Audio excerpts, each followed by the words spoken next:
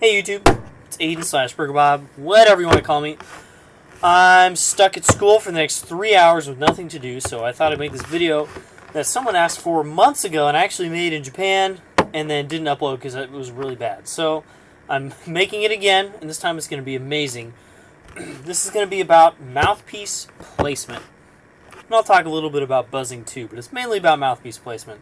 So, buzzing right now, for some reason, is a contentious issue. I feel like this wasn't a contentious issue like 2 years ago, but Christian Lindbergh made this video about how buzzing is like potentially harmful and stuff, and it doesn't sound like you're playing. So it's a contentious issue. So I'm not really going to talk about buzzing super much. Just I'm going to demonstrate for you, and I will be buzzing. So whatever. But you know, like when you play, you do have to use your mouthpiece, so you have to think about how the mouthpiece is placed on your face and stuff. There's that. And also, I do buzz now. I've had videos in the past where I talked about not buzzing, and that was true at the time. But I buzz now, because I find it helpful for me. And I buzz in a certain way that maybe I didn't before. Who knows? So, mouthpiece placement on the face. What am I going to choose? I'm going to choose this.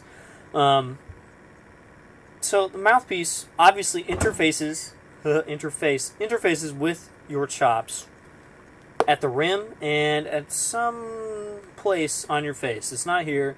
It's not here. It's probably where your lips are, and those lips go over your teeth. And that's mouthpiece placement. So the biggest thing you have to see, or biggest thing you have to think of, is what works for you and what works for others may not be the same on a Venn diagram. They might be different things, not overlapping. So maybe this works for you, and Joseph Alessi plays like that, and that's totally fine. Those Venn diagrams don't overlap. So don't get really weirded out when you see really good players who play right down the middle or like way off to the side and be like, oh man, I need to play like that. It's just like almost every aspect of trombone playing. There's lots of things that you can do differently. That's not to say that playing like this is going to help you, because it probably won't. But if you have a place and it works for you, don't worry about it. And my next point is, if it feels easy, or what do I say? It should always feel easy if it's right. There we go. So if you're making great sounds and you're in a good place, it should feel easy. And that's like the biggest thing. I had this big, like almost meltdown last year where I wanted to move my mouthpiece to the middle of my face. Right there. And I just wanted to do that because I felt like that should be the middle of my face. And it didn't feel easy. And I tried it for like a week, and my chops were just like really bad for that week. And I was like, you know what? It's not easy. It's not right. And I went back, and everything was easier, and I sounded better. And ta-da! I was right the first time. And to elaborate, I play. So I'm like looking straight at the camera right now. I play a little bit off to my left, so the horn kind of goes that way. And you guys notice if you watch my videos and stuff. It's pretty obvious. And that's not a big deal for me. So, again, if it feels easy and you're making great sounds, and you know that, you're not just thinking, I make great sounds. No, you need to know you're making great sounds. Then don't worry about your mouthpiece placement. And my next point is off-center is okay. I mean, I've seen trumpet players who play like over there, like way off to the side. I can't, but you know, some people do that. And the reason for that off-centeredness is that facial symmetry. Ooh, this looks weird. Facial symmetry is not like 100% in everybody. Even like my face isn't too asymmetrical, but it's not symmetrical. If you put a line down the middle and like, you know, swap the sides or whatever, you'd be like, those are different people. So this line in the middle might not actually be where your mouthpiece goes, especially when you take into consideration your teeth, which are a whole other issue because your jaw moves.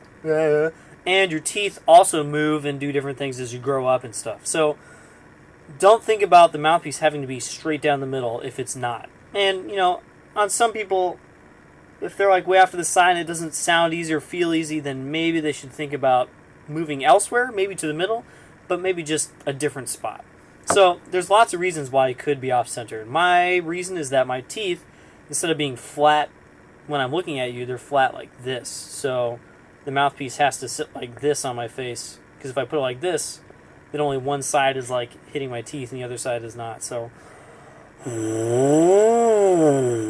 that's how I buzz. My next point is up and down. So obviously this is mouthpiece placement, this is mouthpiece placement, and then there's this axis of mouthpiece placement, like where your lips are in relation to the cup. That I will not talk about. That is a dangerous topic. You get into all sorts of Reinhardt like mouthpiece placement things. I don't know anything about them, and I actually don't even know what mine is. There's like different like 50-50 if you're right in the middle, and mostly upper and mostly lower and stuff like that. I honestly don't know about that, and you should look up stuff about that. Yeah, and that's all I'm going to say, because honestly I'm scared of that topic. And as a bonus, I'm going to show you guys, since that's pretty much my whole spiel on mouthpiece placement, here is my mouthpiece drawer. Ta-da! That's like 47 something mouthpieces in that drawer. I was playing Greg Black right there. I also have Ian Bousfield tenor mouthpiece and another Doug Elliott, and all sorts of cool stuff. French horn adapter, That's like 47, and then I have another dozen or so in my cases, and then I'm loading out another 10. So I have a lot of mouthpieces, and so I can buzz a lot. Oh, I forgot. I have this thing. So this can be a good way to visualize your embouchure.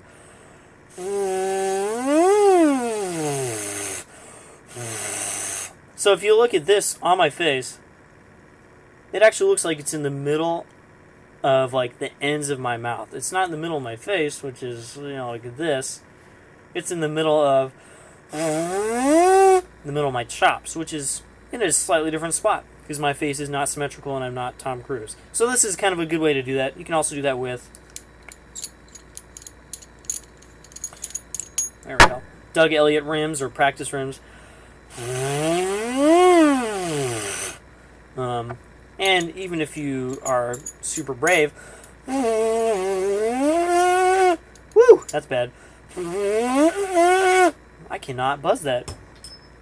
You can see where the point of buzz is on your chops if you actually just free buzz. Trumpet rim. So yeah, that's another cool tool. Mouthpiece rim visualizer, or Doug Elliott rim or practice rim. You can find that out. So mouthpiece placement, at the very end, I'm going to say it's just not that big of an issue unless it doesn't feel easy.